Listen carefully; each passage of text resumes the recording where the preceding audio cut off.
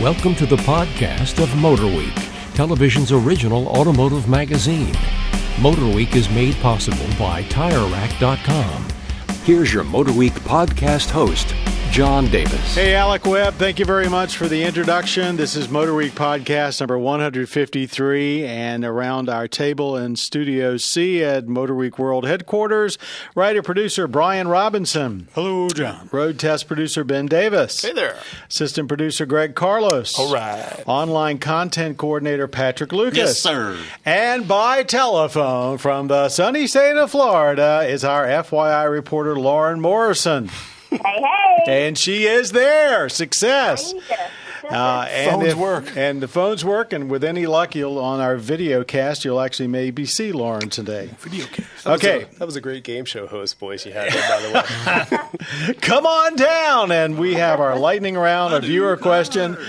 We'll see if Lauren's got a rant and rave. But first, some of the vehicles we've been testing recently, and Lauren's got something special we'll get to in a minute. First of all, 2017 Toyota Prius Prime. For those of you that can't keep up with what's going on with the Prius, this is their new PHEV plug-in hybrid. It's gone from, I think, around 14 miles of range now up to, 21, 22, 25. To make it a little bit more viable going to and from some daily commutes. Comments worth Brian? How much extra money? You remember? I do not. I want to say $5,000 maybe. It's about that. Sounds about right. Well, I got the price. I think it starts at around 28, and then it'll go all the way up to 34. And that's probably. I think it's a $4,000 hit. Yeah, I think. I'd say 3 or 4. Not too bad. So for 10 extra miles or 15 extra miles, No, actually, compared to the regular Prius, right, for about almost 22 or 23 extra miles of all-electric drive. Is that worth it? I think so. Most people commute less than 30 miles a day, and if you can do that 5 days a week, and sure there's some, running around that you do, going to the grocery store, running kids to soccer practice, whatnot, you'll probably fill up very few times a month and be perfectly happy. So in that case, you'll be saving a lot of money. And you still get – I think it looks better than the standard Prius, honestly. I do too. So if looks more blacked out in the front, that tailgate with a full-width light. Okay. So tailgate, which actually has carbon fiber in it, believe it or not. Of course. A lot less money than a Volt, a lot less range than a Volt. Is it, though, does that make it a good compromise? I mean, I'm not obviously sure it's a lot less than a Volt. Well, if you the Volt is up to over 50, so. Price-wise? No, a range. I'm talking about range. No, I don't think it's that much cheaper. That was my issue, the Prius Prime. I don't think it's that much cheaper at all. Well, let's see. Almost the same price. We're saying this is 28, so you can get, I guess that's right. I guess you can get a Volt for what? Low 30s? Yeah. So I don't know. I might rather have the extra mileage of the Volt. You've driven both of them more than any of us, Greg. What do you think? I think the Volt is a better car to drive and sit in. The Prius, and this is no other Prius is really an exception. The Prius to me has never felt very inviting. It's just not a car that I want to sit in for a while. A Volt feels a little bit more comforting. The seats are better. Just feel like more of a traditional car, and subconsciously I feel better in it. But compared to previous Priuses, this one drives a whole lot better. I mean, it's on the new, they call it the Toyota's next generation global architecture, which will keep rolling out, and it's a very nice ride. So if somebody went with a Prius, if they were comfortable with Toyotas, I can't fault them for going with the Prius Prime over a Volt. But I still think that if I had the choice and I could find a similar price, I'd probably go Volt. And it's got a tablet style center stack, which you can't get in the regular Prius. Correct. If you go up to first off you have to be in a Prime, and then you have to be in the top tiered Prime, I believe. But yeah, you get a 11.6 inch like vertical screen, which is a lot like the Tesla screen. It doesn't work quite as well as the Tesla screen, and doesn't look as nice. It's not It's more like a Toyota navigation screen, just bigger, as opposed to like a computer tablet screen. So cool, just doesn't work as well as I want it to. Well, you're right. The base LT Volt is $34.95, and I think that's after incentives. So wait, so the base Volt is $34. $34.95. So then you're at the top. You get the top of the line. Prius Prime. Does this for that. This Prius Prime also gets an incentive, right? Because it can drive on electric only. Should battery. be, because it's got the MPGE rating, which is 133. I don't think, but it doesn't get as much of an True. incentive as the Volt, but it does get some. So yeah, you've probably got realistically a $6,000. Does it have the Volt MPGE rating? Because I think the Prius Toyota claims it's the best in the industry for an MPGE, which is 133. Yeah, that may be true. That's what we said in our test, but I'm not sure that really matters. Yeah, regardless of all that, it's in the conversation now. The previous Prius plug-in was an afterthought and not really a true plug-in. So, okay, let's move on to our 2017 Mercedes Class C300 that we recently did. We basically also recently did the E300 that had the self-driving feature. This is no longer an entry-level class of car for Mercedes. So, having said that, do we think the new C-Class makes sense in that that vaulted middle area that, or there with, 3 Series and everything else, the Giulia and A4. What do you think? Oh, we're talking about the coupe. This is the coupe. Yeah. Particularly the coupe. We had already tested the 4-door. Yeah, I mean, I think there will always be European sports coupes, and I love that fact. They got one of the best turbo 4 2-liters, I think, in the game, and incredibly luxurious for the money. I mean, it was nicer to me inside than like some S classes from a generation or two ago. I mean, it was beautiful in there. It's a small market for these sport coupes, but it does seem, I think you even wrote in the road test, Brian, the Germans seem to have perfected this class of car, even though it's not as popular as it used to be. When you wrote that, what stood out in your mind, you think, that made you say that? I mean, it's the fact that it's a very good car. I'm sure it was someone else's comment. I don't come up with this stuff on my own. It was yours. You wrote it. Don't back away from it. No, I mean, when you think of sport coupes, you think of European, fun to drive. Style? I mean, it's supposed to make a statement. Somewhat. I'm not sure style so much. I think maybe the Asian and even the American sport coupes might, have more in the style department. I think it's just the overall fun to drive, luxurious package. I think they do better than anyone else. It's just solid too. I remember that just being like a super solid car. From the way the doors shut to the way the steering felt and the way all the knobs and buttons and everything felt. I think it's extremely solid, and it separates itself nicely because it is no longer that baby Benz anymore. Now, if you go from a CLA to a C-Class, there's a definite jump in luxury there that I think C-Class owners will enjoy and be able to say that they can separate themselves from people who just go for that entry-level CLA. Yeah, I don't think there's anything about this car that was entry-level, frankly. Mm-hmm. Okay, let's move on now to our third hit for this first part of our show. And really, we're turning to Lauren, who has just done a feature on something that is a rising trend.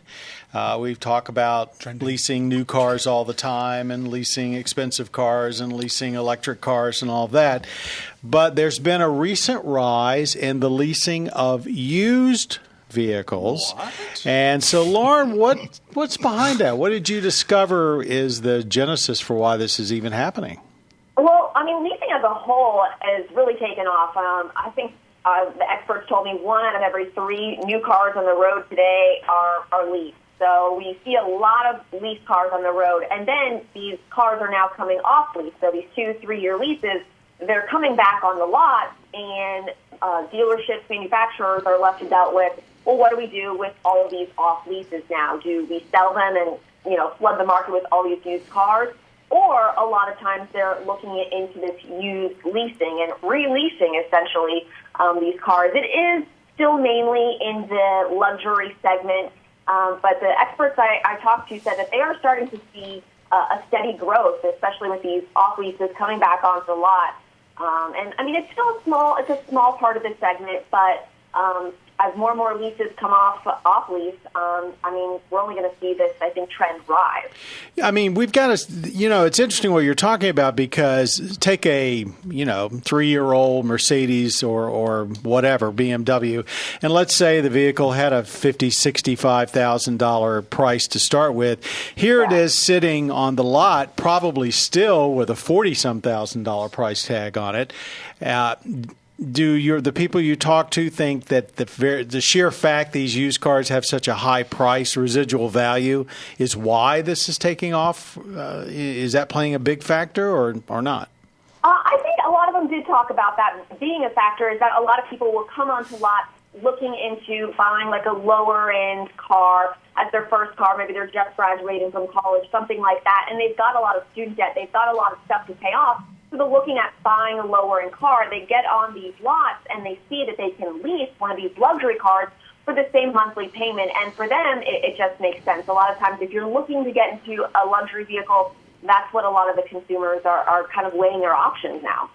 I know when you go into producing and reporting on a segment, you probably find some surprises, things that you didn't expect. Is there anything about this subject when you got into it that surprised you, like, wow, I didn't know that?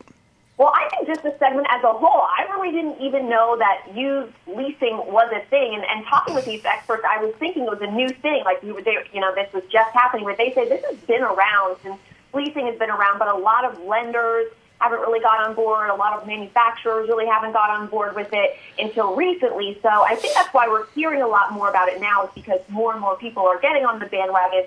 More and more lenders are willing to do this. So for me, just the whole segment, when we first approached this topic, I was like, I didn't even know this was a thing. So I think just the topic as a whole. For your age group, do you think this is something you would be interested in doing? I mean, let's face it, you're probably one of the youngest members on the staff. So would you basically be looking at it if you had a chance to get another car? I don't know. I mean, to me, leasing, it doesn't, I like to own my car. I want at the end, I'm making a monthly payment. I want to eventually own the car. But I could see, like, a lot of my friends, a lot of people who maybe, like I said, want to get into a luxury car. For me, that has never been a selling point. I don't need to be around town in the newest, the latest, the greatest. But I mean, like we've been saying with like all the new technology and electric cars, something like that. I think it depends on what car I was going to get. If I really was wanting to get an electric car, I think I'd probably lease. If I wanted to get in a luxury vehicle, I definitely lease. But I think, I don't know, I'm still more of I'm just going to buy. But, the experts that I was talking with, I asked them the same thing. I said, so why does this make sense? Why are people doing this? And they say it's really, you're just weighing all your options. There can be a cost savings with it. That's why a lot of people look at it. But it's for each individual to decide. So, I don't know. I think it would depend for me. It's a good answer, and I appreciate it, and it looks like a very good segment, and I'm sure our audiences will get a lot of useful information out of it, exposing them to something they probably didn't even know existed. Yeah, exactly. Okay, we're going to move on now to our lightning round, and this is not so much an issue as something that's just happened, and we thought we might have a little fun with it. We have 2 minutes to discuss a trending automotive topic, and boy, if this week, if the automotive websites that report going on have anything to say, this was a big headline. Jay Leno has announced that he is releasing a line of car care products. He's endorsing this. It's on jaylenosgarage.com. Is this a gimmick? Are we surprised that somebody like Leno would basically become a product pitchman? Or does he enhance the whole idea? What do you think about it? What's the last part of the question? Can I lease them? I'm not going to read the last part. Will we ever see a John Davis line of similar products? If I ever get as popular as Jay Leno, you just might. Okay. Do anybody have a thought about this? Is it normal? I mean, this is a huge star. He means a lot to everybody that's in our business. He's extraordinarily reputable. He's got a great car collection. Does it make sense? Makes sense for him probably, but I never look at something that's endorsed by a celebrity and think that's quality. I got to have that. Yeah, I would have to see video of his detail guys like using his products on his $1 million vehicles. Believe it or not, I might actually go the opposite way when I see somebody's face or like a Jay Leno approved, because it's very rarely done in a good way. It's always done kind of cheesy, like oh, that's seen on TV. Jay Leno uses this on his cars. So I don't see where it might. I can see where some people might be caught by that, but is it going to be a big box line of products, or is it going to be like a Walmart? I think they're thing? testing it, and no, it can only be bought online. And right now, it's a kit of 4 products, including a wash, a detailer, a smudge spray, and a wax. You can only buy it as a kit, and I will give him credit is that actually it's fairly inexpensive. It's $60 for the kit, where you can go online and find similar kits from companies you've never heard of that are supposedly high end for 2, 3, and 4 times that amount. And that's his pitch. And like, here, great products. I've endorsed them, but not, over the top pricing. So for that aspect, I give him a whole lot of credit. But I also agree with what Greg just said, that, when you see things like this endorsed, 6 months later, they often end up on, QVC. Yeah. QVC or something like Marshalls that. or Some TJ Maxx or something like that. Horrible chemicals in it. I wish him luck. I hope it doesn't take his eye off the ball of doing all the other great things he does. Hopefully it'll keep his revenue stream going enough to keep those cool cars in his garage. Yeah. All right. Well, hey, Lauren, did you have anything you wanted to add? We didn't even give you a chance to chime in. I kind of agree with Greg. I mean, when I think of cheesy, like old sitcom stars who don't have any money, are looking for some kind of revenue. That's why it's confusing to Jay Leno, because we know he has enough money. But I mean, on the other hand, since he has enough money, he could really believe in this product. That's why he's pitching it. I don't know. I mean, I'd give it a try one time. If it sucks, just never use it again. Actually, I think your last point is a very valid one. You could argue that since he left the Tonight Show, he's been riding a new crest, and he's probably more popular with more people now than ever before. I would imagine car care products. Does anybody really use them anymore? How many people wax their car these days? I mean, that's a good point. It's a dying, of course, it's supposed to be for classic cars, I suppose. True, that's true too. But yeah, I think. When's the last time any of us waxed their own car? I haven't done that since I was in my 20s. I just did like a month ago. Yeah, Brian Robinson does. When I was in my Every 20s, weekend you can see Brian yourself on. I don't even have a waxer. Elbow grease is a lot cheaper than all these products anyway. So I've got buy a plenty cheap of that. product and use it properly. On a side note, I you'll be could fine. see John Davis marketing a line of jackets. Not anymore. In the old days when I used to be the jacket king. No. You could bring it back. Retro review. John It's still Davis. really Retro strong. review. John Davis sport Members coats. only The jackets retro. return. Or like watches or something when he comes up and says, Now next, and he'll have now a you're nice old talking. John Davis Now you're watch talking. on Where are all those beautiful Rolexes? So. All right, let's turn on to our viewer question, and this is a really good one because it has to do with something we test here on the show. Alan asks, I've seen your testing of automatic emergency braking systems on a fixed barrier, and most seem to work very well. Do these systems work the same at highway speeds? If someone were tailgating you at 60, and they suddenly stopped, would AEB be just as effective? The short answer is probably not. Most of the manufacturers are a little fuzzy at what the top speed that the automatic braking systems will work. However, to bring you to a complete stop. However, what they all say is it will slow you down dramatically. So if you do see someone stopping in front of you and it does start to stop, that gives you more reaction time to get on and finish the job. At least that's the latest info. Yeah, and it makes the impact a lot less severe. It's a 20-mile-an-hour impact instead of a 60-mile-an-hour impact. Yeah, I do think we'll see the day down the line when these automatic emergency braking systems will bring you to a full stop at highway speeds. But I'm sure there must be some legalese as why the manufacturers have not talked about it. A lot of them now, too, sort of all these systems are so robust and they work in conjunction with each other. And they're necessary for autonomous driving. Right, and so a lot of them have adaptive cruise, which is, I think, a lot more prevalent these days than automatic emergency. So between that and between adaptive cruise and automatic emergency, you might be able to fully stop the car because I don't see how you can ignore it. adaptive You'd have to be That- comatose because as soon as the car starts to see something in front of it and it starts to slow down, your first reaction is, why am I going so slow? And then if you really ignore all that. Yeah, and I think his question more was the person who's tailgating you, if they have automatic emergency braking. Because obviously you're the one being tailgated. Right. Your car's not going to automatically stop. But, I mean... Oh, that's okay. He's I more trying to interpreted look it out. as he was looking at a car in front of him. No. You're saying he's talking about a car coming up behind you. He suddenly has to stop. Is the car behind him with automatic emergency braking going to fully take over, or is the guy going to plow into him? At 60 Same miles an answer. hour? He's going to probably hit him, but at a lower speed. Yeah, it all depends on the distance. I mean, Yeah. if it's super close, no, it'll slow it down, but it's not going to stop it. Yeah. It all depends on the speed too. It might just give 60 miles an hour. might just Says give it you an right there. alert. True, but a lot of times with crash barrier tests, you go too fast. It'll just alert you. It won't try to slow you down at all. I mean, we've done it a lot, and some cars will work literally all the way up to 30 miles an hour, and others will maybe kind of start slowing down at like 20 or 25 and things like that. And then some will just give you audible, which is the at reasoning over for a their certain vague speed kind without of any definition kind of of intervention. Yeah. The automakers have actually been improving these systems so much from one year to the next. You can get a car that looks exactly the same, that it hasn't had a model facelift, and that system from 1 year to second year to third year drastically different because Very it's true. just a matter of changing the software. So, Alan, if you see a car coming up from behind you and they are tailgating, and it may be a Speed up. high-end luxury car, Ask them if they have. best thing is to probably let Patrick. them pass you because there's no guarantee that it's not going to end up in your back seat, even if it has AEB.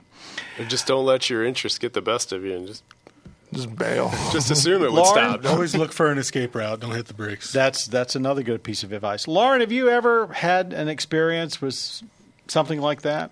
I don't think so. I was just trying to think about that. I don't think so, but I don't know. You guys kind of seem to hit it on the head. Do drivers down in Florida, where you basically reside most of the time now, do you find them any worse or better than in the Mid-Atlantic? Are they more apt to tailgate or what? I feel like everybody's more chilled here than Chilled? Wow. Chill. I feel like they're chilled out. Everybody's on the road. The one thing that I've noticed, if you're like stopped at a stoplight, but like facing, in between like a store, and people are, still trying to get into like the flow of traffic, but there's a stoplight ahead. Like people will let you in more easily. I don't know. I feel like I did a piece on road rage not too long ago. I don't feel like there's a whole lot of road rage going down in the south, but I don't know. Maybe Could be something in the water. Yeah. Or maybe they just retired from road rage. Yeah. Which brings us to our rant and rave. Anybody got something that they want to spout off about that particularly has been annoying lately? I'll drop something real quick, but I'm not sure if I've said it before. Stop me if I have. The use of piano black inside cars and outside cars these days, especially go on for B it. pillars and stuff. Yeah. Have I mentioned that? I don't know, Probably but if talked not privately about it. But obviously, there's something that publicly, yeah. that recently has gotten. Even on the brand new cars that we get, everybody seems to want to use blacked out B pillars, and they use the piano black. And as soon as you wash the car once, it's just a horrible amount of cobweb scratches all over it. We can't even polarize it out with our lenses sometimes. And this is a car that has 1,000 miles on it. I'm noticing It's that just a terrible. lot on the more and more cars have front radar and camera systems. They put on the grill, they put like this little plaque of just sort of piano blacked out kind of thing over the sensor. And yeah, I mean, that stuff gets scuffed up by everything on the road. So it's not the fingerprint issue like you'd have Well, on inside a, it's the fingerprint. Inside's the Inside. fingerprint, And just it's- like you'd have on a refrigerator. Well, sometimes It on the scratches B inside pillars too, and though. stuff. Yeah, it's cobweb, horrible cobweb Yeah. scratching, and gonna outside of date- buffing it off with something, I'm not I don't sure know you how. can. It's how going to many date times the could you cars do that? badly. Oh my, they look terrible already. They look like 20, 30,000 miles on Yeah, them now. because the new iPhone has the jet black, and I had gotten into a conversation with one of the Apple geniuses there in the store, and You have made my day, We sir. got into the whole argument about like how cool it is. I'm like, yeah, it's cool as soon as you take it out of the box, but once you do, there's fingerprints all over it. It's disgusting.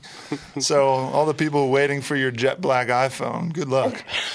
I think You all probably put piano it inside black a cover anyway. should be destroyed. Just But then round why it have all the up jet and black? burn Why it. wait for the jet black Why iPhone? spend more Who money? cares? Here, let me take off my protective cover that would allow me to drop it from a 10-story building and show it to you. Man, he would have known. Okay, I think we ought to end this while we're behind. Audio engineer Jim Bigwood. Thank you, Jim, for always making us sound a lot better than we have any right to. Podcast creator Bob Mixter, who's not here to defend himself, and podcast producer Patrick Lucas, and you've all been listening to him. Hey, it's been a lot of fun being with you again. Lauren, thanks very much for joining us. See y'all later. Thanks for everybody around the table, and thanks all of you for letting MotorWeek come into your home and your cars and making us basically a destination for your automotive knowledge every week. Until next time, I'm John Davis. I can't even say my own name for all of us in MotorWeek. Be careful out there. It's been a long one. You have been listening to the podcast of MotorWeek, television's original automotive magazine. MotorWeek is made possible by TireRack.com. For additional information on podcasts, videos, and showtimes, visit our website at motorweek.org. And watch MotorWeek, television's longest-running automotive magazine series each week on your local PBS station.